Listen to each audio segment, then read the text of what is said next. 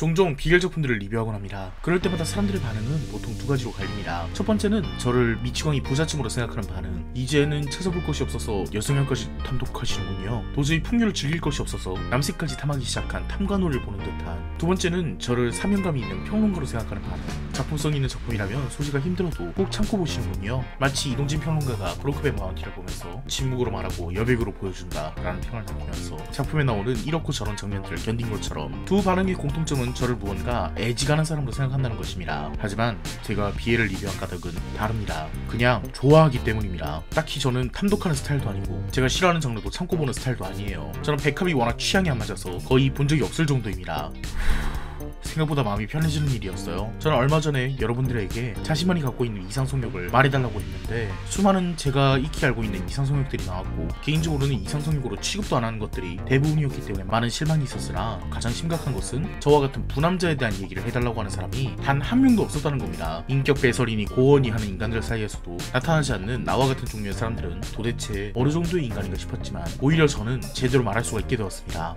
이젠 이 얘기를 공개적으로 할 수 있는 사람은 대한민국엔 나밖에 없다는 사실을. 그렇습니다. 제가 오로 BL을 봐던 부남자입니다. 그렇다고 해서 최근까지도 그리 열정적이었던 건 아니고 그냥 흥미로운 작품들을 몇 가지 보는 정도. 제가 한창 열정적이었던 시기는 2005년부터 2012년까지였으니 벌써 그 시기가 10년이나 지난 지금에서는 저보다 윗세대인 인원들이 중점적으로 활동하겠죠. 제가 한창 활동할 때 가장 핫했던 작품은 그 귀축 안경이었다니까요. 동인기에서 리버스는 죽일놈 취급받지만 안경 쓴 주인공과 안경 벗은 주인공은 다른 캐릭터 취급받기 때문에 리버스인 듯 리버스 아닌 그 오묘한 맛을 그대로 느낄 수 있었던 2007년의 명작이죠. 네, 불법 번역으로 했습니다. 한국에 발매 안 됐는데 어떡하라고. 이미 메타는 지나버렸지만 2016년쯤에 오소마츠상으로 연승을 할 때라든지 이제는 한국 웹툰으로도 제법 메이저한 커플링이 나올 때 저는 한편으로 흐뭇한 미소를 지어 보이지 않을 수가 없었습니다.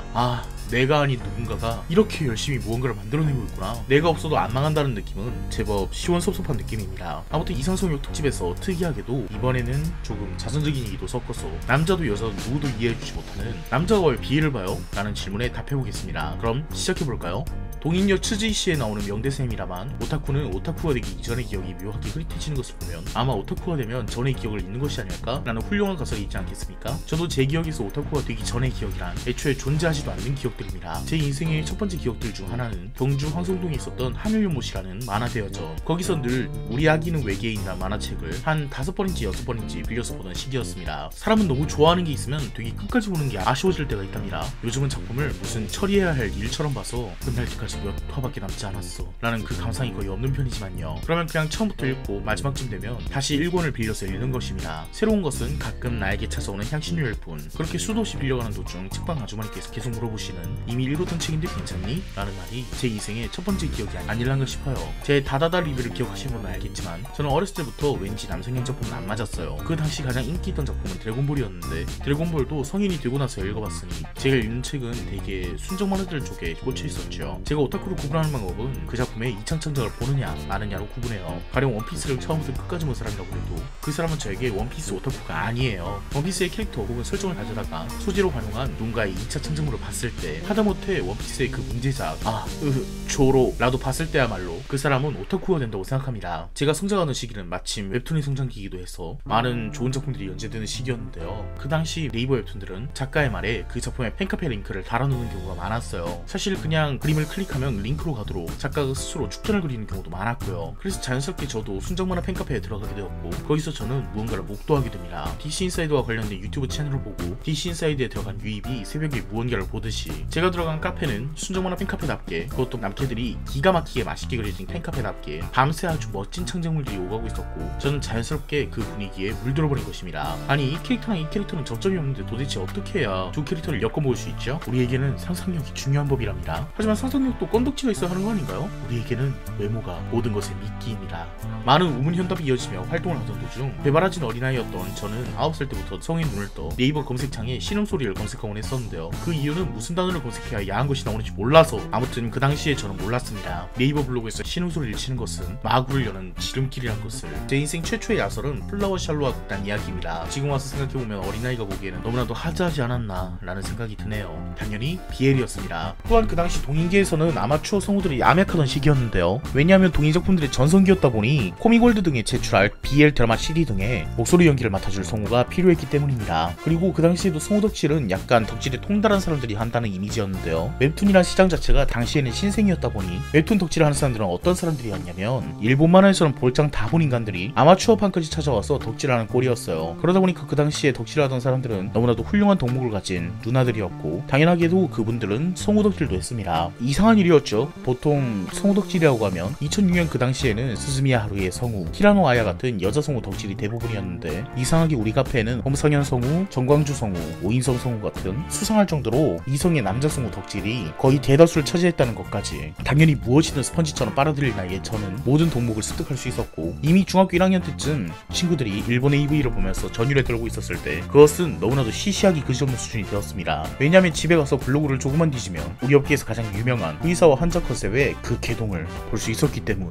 이렇게 성장해온 저는 자연스럽게 여성향 동인 활동에 너무나도 익숙한 몸이 되었고 그것들은 저를 역겹게 하긴커녕 오히려 제 마음에 무언가를 불태우는 꼴이 되었어요. 역해에 대한 모해를 알기 전에 이미 남캐에 대한 모해를 알아버렸다고나 할까? 그래서 저는 몇몇 호모포비아들의 동성애가 인정되면 어린이가 게이로 자랄 것 이란 말에 코웃음을 치미라. 그딴 거 없어요. 그냥 원래 게이였던 사람이 숨길 필요가 없어진 거지. 다른 부남자들이 어떻게 입문하게 되었는지 모르겠지만 아마 다들 저와 비슷한 시기에 입문하지 않았나 생각이 드네요. 많은 남성들이 부녀자의 취미를 볼 때 역겨워하면서도 대강 마음은 이해를 합니다. 남성이 백합을 보는 이유가 와! 보지가 2개! 라고 해서 와보드라고 부르는 정서 때문이라고 하듯 여성들도 어쨌든 헤테로 여성이면 좋아할 남자가 2명이나 있는 장르다 보니 마자두라고 부를 수 있지 않을까요? 물론 제 이전 영상들을 보시면 BL과 백합을 소비하는 이유가 마냥 이렇다고만 말할 수 없다는 것을 여러분들은 익히 아시게 되었을 것이라고 생각이 듭니다만 여기서 중요한 것은 남성들은 여자들이 BL을 소비하는 이유에 대해서는 그다지 깊게 고민하지 않더라도 대충 그렇겠거니 라고 생각하고 있다는 것입니다. 하지만 남자가 BL을 판다는 이야기를 들으면 그냥 게이라고 일축해버리는 경우가 많은데요. 저는 굳이 변명하는 게 귀찮아서 그렇다라고 하는 편이지만 실제로는 조금 다른 이유가 있습니다. 첫째로 BL은 그 자체로 사랑이야기이기 때문입니다. 인간은 언제나 남녀 상렬지사를 좋아해온 법. 이 경우에는 남남 상렬지사이지만 뭐 그런 건 아무래도 좋습니다. 많은 창작물의 장르들이 있지만 로맨스물만큼은 그 의미가 특별합니다. 다른 장르들은 목표가 어떠한 단계 혹은 어떠한 물건, 어떠한 위치 같은 물질적이거나 정형화된 무언가를 노립니다. 소년 만화에선 호카기나 해적왕을 노리고 SF에서는 생존 혹은 사회구조의 혁신, 도박물이나 스포츠물은 승리죠. 하지만 로맨스물은 약간 다릅니다. 일단 목표가 인간이란 점에서 다른 작품들보다 그 경우의 수가 넓어져요. 주인공이 해적왕이 되느냐 안 되느냐는 주인공의 노력 여하에 따라 달라지지만 로맨스물에서는 목표가 갑자기 변해버리기도 합니다. 로맨스물의 가장 이상적인 결과물이 두 주인공이 사귀게 되는 것이라면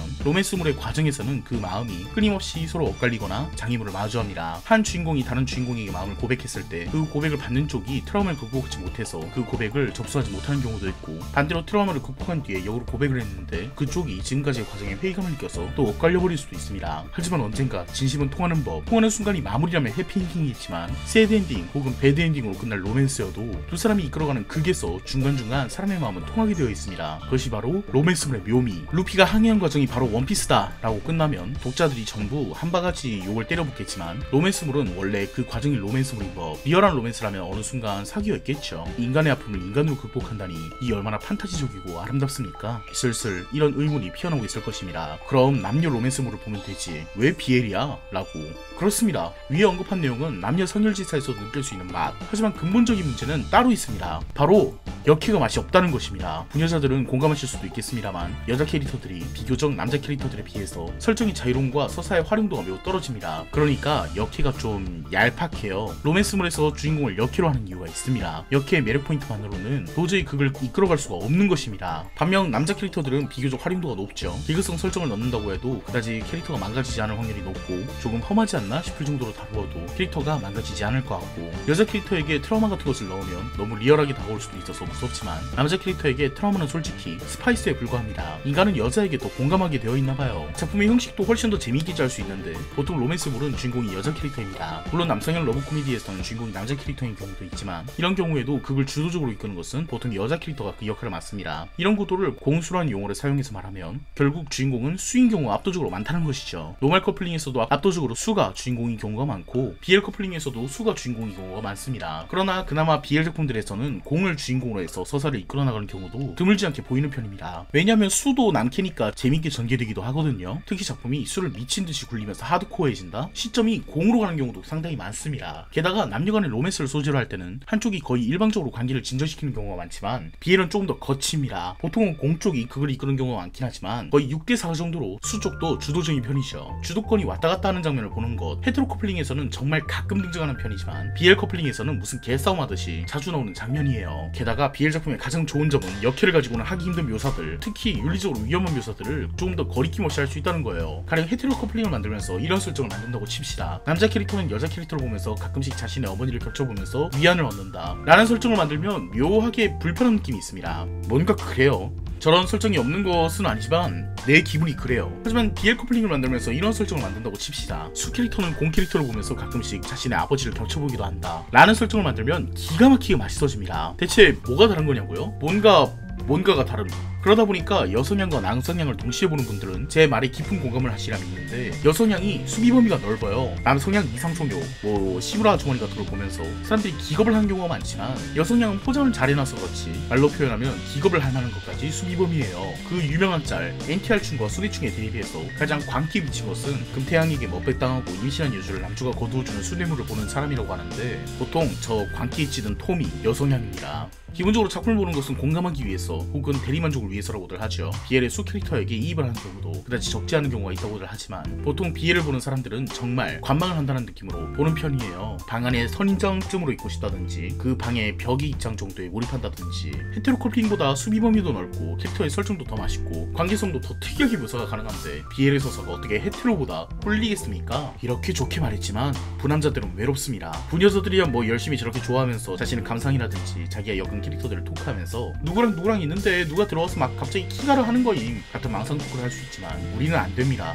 그런 말을 할 사람들이 없어요. 기본적으로 여성 커뮤니티들이 폐쇄적인 분위기고 남성인 가입을 아예 안 받는 경우도 대다수죠. 옛날에 외방이라든지 지금의 딤토라든지 해연결에서 나온 2D겔이라든지 보통 BL 쪽을 파는 익명 커뮤니티는 이쪽이 제일 할만한 곳이에요. 트위터는 오히려 침묵질을 하지 않으면 볼 것이 전혀 없는 공간이기 때문에 찻집으로 가면 되지 않겠냐고 말씀하실 수도 있지만, 그것도 쉽지는 않습니다. 왜냐면 그쪽은 경우에 따라서 익명 커뮤니티보다 더 폐쇄적이기도 하고, 일단 여자 오타쿠들은 동인남을 믿지 않아요. 남성 우타이테라든지 동인 쪽에 있는 남자 오타쿠들이 이런저런 일들을 많이 했기 때문에 만약 남자라는 것이 들통이 나는 순간 죽는 겁니다. 부남자의 기본 덕목은 털이를 당하지 않도록 뻔뻔하게 남혐을 조질 수 있어야 된다는 것이죠. 따라해보세요. 느개비, 유병장수, 하용가. 자, 이 두 가지만 외워도 생존할 수 있을 것입니다. 동인남들끼리 사이트를 만들면 되지 않겠냐고요? 이상하잖아 그거.